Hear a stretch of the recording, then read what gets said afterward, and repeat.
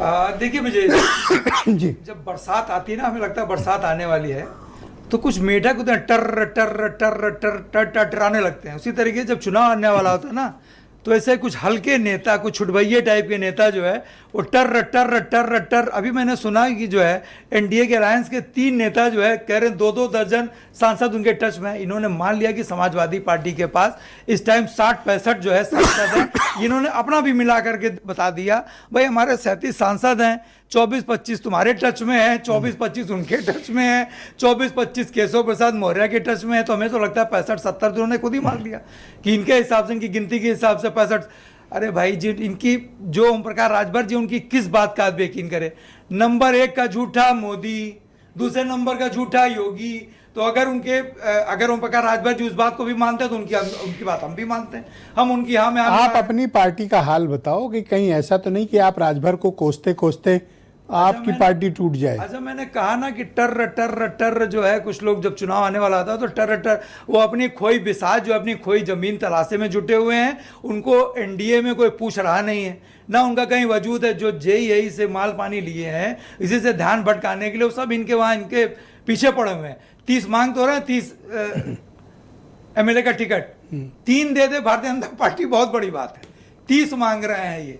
बताइए, पहले अपने आप को पहले स्थिर कर लें, पहले अपने आप को व्यवस्थित कर लें, क्या है क्या नहीं। अच्छा, एक लिखा उन्होंने बयान दिया कि बागी बलिया वाले नेतृत्व करेंगे समाजवादी पार्टी की इस फूट का, मतलब सनातन पांडे का उन्होंने जिक्र किया। क्या सनातन पांडे आपने पर कोई संदेह है आपको? आपने उनका बाइट इंटरव्यू लिया तो खुल करके उन्होंने कहा कि जन्म समय समाजवादी था, आज भी समाजवादी हूं और हम संन्यास भी अगर लेंगे, हमारी आत्मा भी समाधि में। आपने लिया, सारे चैनल से नहीं लिया, तो इससे ज्यादा खुल करके कोई क्या बता दे।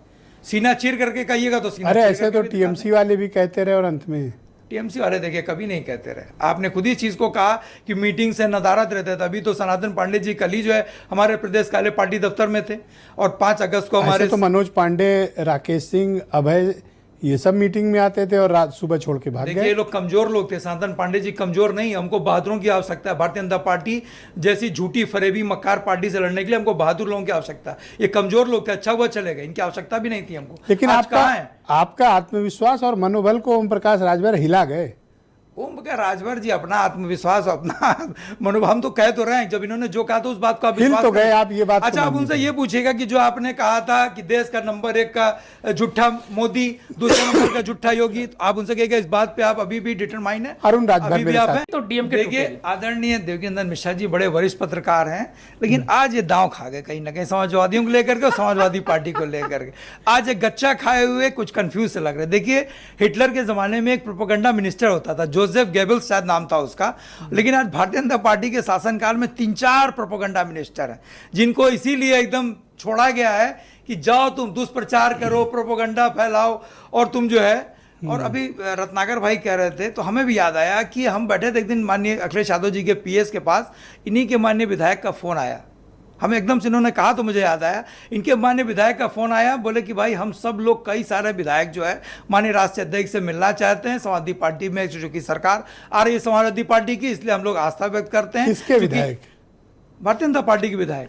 अरे और ये तो आप बातें बना रहे हैं। अरे बातें ये बना रहे हैं, हम तो सही बता रहे हैं, बातें ये बना रहे हैं। बातें देखिए, हमने कहा ना प्रोपेगेंडा में, हम फैक्ट बता रहे हैं। मैं उनके पास बैठा था, उन्होंने कहा अच्छा ठीक है, अगर हमको अपनी आस्था शो करनी होगी तो जो राज्यसभा का चुनाव, विधान परिषद का चुनाव, उसमें अपनी आस्था शो भी कर देंगे हम या तो एब्सेंट हो जाएंगे और या तो हम क्रॉस वोटिंग कर देंगे।